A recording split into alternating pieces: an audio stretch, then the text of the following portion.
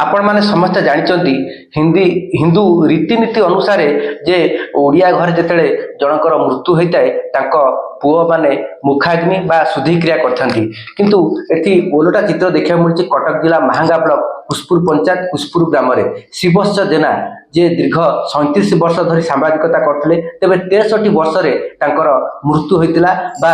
से आर पारी को चल जाइतिले तांकर कोनोसी पुओ नथिला दुटी झियो से माने मुखाग्नि देथिले एवं से मुखाग्नि देई आजि एई महांगा केवल नो सारा कटक सारा ओडिसा रे मध्ये चर्चार विषय पलटिछि ए कथा को नै कि हम सीधा सड़क तांकर घरे अछु तांको सान झियो जे देथिले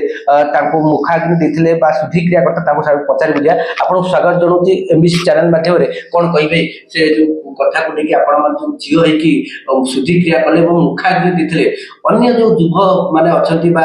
युवती माने आगु अछंती भाबुचंती जे केवल पुओ हेले भल आ झियो हेले भल नु ए भलिया चिंता चेतना भीतर कि अछंती विशेष करी महिला एवं ताकर पुरुष माने एकु नै कोन देबाता जितेबले ये गोटे घटना घटीगला आम समस्ते भाविलु कि कौन कर जेहेतु आम दी भौणी आम बापांकर से आम मो बड़ भौणी बाही सारी तो समस्ते कहले सी पर गोत्र हो गला तो सी कर जेहेतु मोर बाहागर होनी तो मत कहीं मना करें कि तू करपारुनि बोली तो तथापि किसी लोग कहले कि नाई झील मैंने करें झील मानकर डर लगे करने ना नियम ना तो से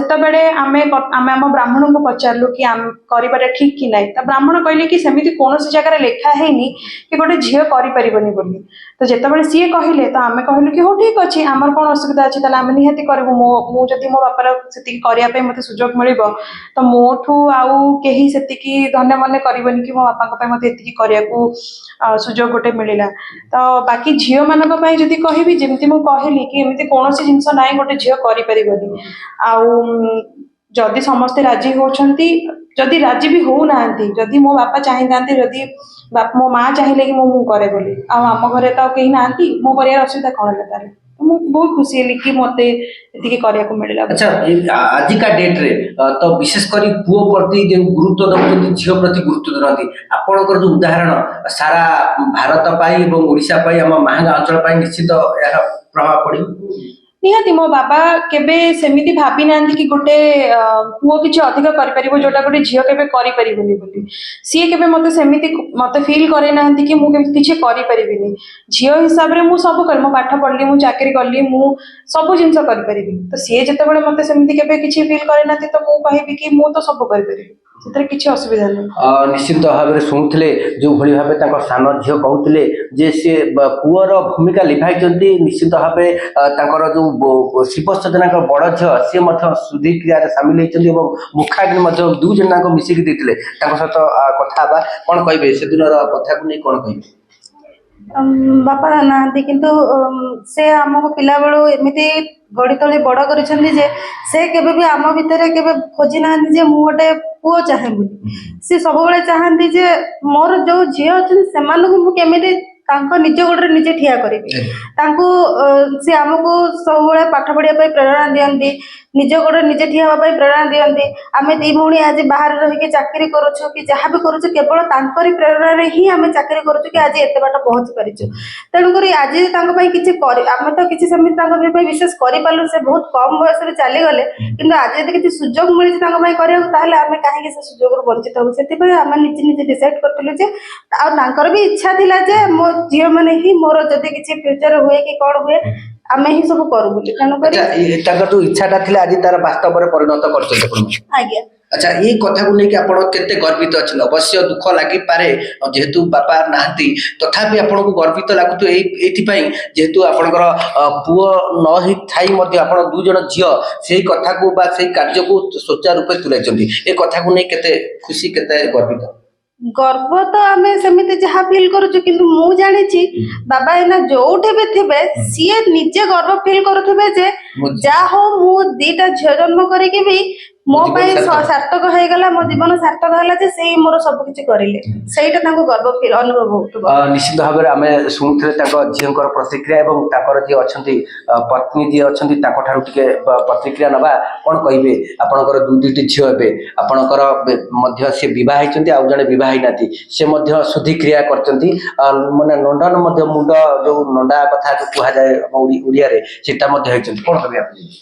ନାଇଁ, ଝିଅ ପିଅରେ କିଛି ପ୍ରଭେଦ ନାହିଁ। ଝିଅ କ'ଣ ପୁଅ କ'ଣ, ଯିଏ ଆମ ଗର୍ଭରୁ ଜନ୍ମ ହେଲେ, ଆମ କୋଳରେ ବଢିଲେ, ଆମେ ତାକୁ ଛୋଟରୁ ବଡ କଲୁ, ଆମେ ଆମର ରକ୍ତ ନିଗାଡ଼ି ଯାହାକୁ ମଣିଷ କଲୁ, ସେଥିରେ ତାର କିଛି ପ୍ରଭେଦ ନାହିଁ ପୁଅ ଆଉ ଝିଅ। ଆମେ ବାପା ମା ହିସାବରେ କେବେ ଭାବିନୁ ଆମର ପୁଅ ନାହିଁ ବୋଲି, କାରଣ ମୋ ଝିଅ 2 ଜଣ ଅଲରାଉଣ୍ଡର ଥିଲେ। ପ୍ରଥମରୁ ମୋର ବଡ ଝିଅ MCA ପର୍ଯ୍ୟନ୍ତ ଗଭର୍ଣ୍ଣମେଣ୍ଟ ସ୍କୁଲରୁ ଗଭର୍ଣ୍ଣମେଣ୍ଟ କଲେଜ ପର୍ଯ୍ୟନ୍ତ, ମୋ ସାନ ଝିଅ ବି ପ୍ରଥମରୁ ଗଭର୍ଣ୍ଣମେଣ୍ଟ ସ୍କୁଲରୁ MBA ପର୍ଯ୍ୟନ୍ତ। ହାଇସ୍କୁଲରେ ମୋ ଝିଅ ମାନେ ଟପର, ଖେଳ ନାଚ କୁଦ ସବୁଥିରେ ମୋ ଝିଅ 2 ଜଣ। ଆମେ ବାପା ମା ହିସାବରେ ସେତେବେଳେ ବହୁତ ଗର୍ବ କରୁ। ଆମ ଝିଅ 2 ଜଣ ବହୁତ, କାହାର ପୁଅ ବି ଏତିକି ନାଁ କରୁନଥିବେ, ମୋ ପୁଅ ଛୁଆ ଆମ ନାଁ କରୁଛନ୍ତି। ବାପାଙ୍କର ସ୍ୱପ୍ନ ସାକାର ହେଇଥିଲା। ବାପା ନିଜକୁ ଧନ୍ୟ ମଣିଥିଲୁ ବାପା ମା ହିସାବରେ। ସାନ ଝିଅର ଯେତେବେଳେ ଅହମ୍ମଦାବାଦରେ ଯାଇ ସେ ଅଫିସ ଦେଖିଥିଲୁ, MBA ଅଫିସ, ସେ ଅଫିସକୁ ଅନେଇ ଆମେ ବାପା ମା ଆନନ୍ଦ ଆଶ୍ରୁ ଆମ ଆଖିରୁ ଝଡ଼ି ଯାଇଥିଲା। ଏଡେ ବଡ ଅଫିସରେ ଆମ ଝିଅ ଆଜି କାମ କରୁଛି। ମୋ ବଡ ଝିଅ ଯେତେବେଳେ ବାଙ୍ଗଲୋର କାର ନେଇକିରି ଗଲା, ତା ବାବା କଲର ଟେକିଥିଲେ, ମୋ ଝିଅ 1700 କିଲୋମିଟର କାର ଚଲେଇ ବାଙ୍ଗଲୋରରେ ପହଞ୍ଚି ପାରିଛି। ନିଜେ ଡ୍ରାଇଭିଂ କରନ୍ତି ମୋ ଝିଅ। ବାଙ୍ଗଲୋର କହିଲା ବାବା ମୁଁ 1000 କିଲୋମିଟର ଆସି ପହଞ୍ଚିଗଲି। ଆମେ ଯେତେବେଳେ ରାତି ସାରା ଆମେ ଦେଖୁଛୁ ମୋ ଝିଅ କାର କେତେ ବାଟ ଚାଲିଛି। ଝିଅ ସହିତ ଜୋଇଁ ବି ଥାନ୍ତି, ଜୋଇଁ ଯାଆନ୍ତି ବାଙ୍ଗଲୋର, ସବୁବେଳେ କାରରେ ଯିବା ଆସିବା କରନ୍ତି। ସାନ ଝିଅ ମୋର ବାବାଙ୍କ ଖବର ପାଇ ଅହମ୍ମଦାବାଦରୁ ଡାଇରେକ୍ଟ ଭୁବନେଶ୍ୱର ଫ୍ଲାଇଟ ନଥିଲା, ସେ ରାତାରାତି ସେ ଡ୍ରପ୍ କଲା ଦିଲ୍ଲୀ ଏୟାରପୋର୍ଟରୁ ଷ୍ଟପ୍ କରି ପୁଣି ଭୁବନେଶ୍ୱର ଏୟାରପୋର୍ଟରେ ଆସିକି ତାପନ ଭୋରୁ ସେ ବାଙ୍ଗଲୋର ଭୋରୁ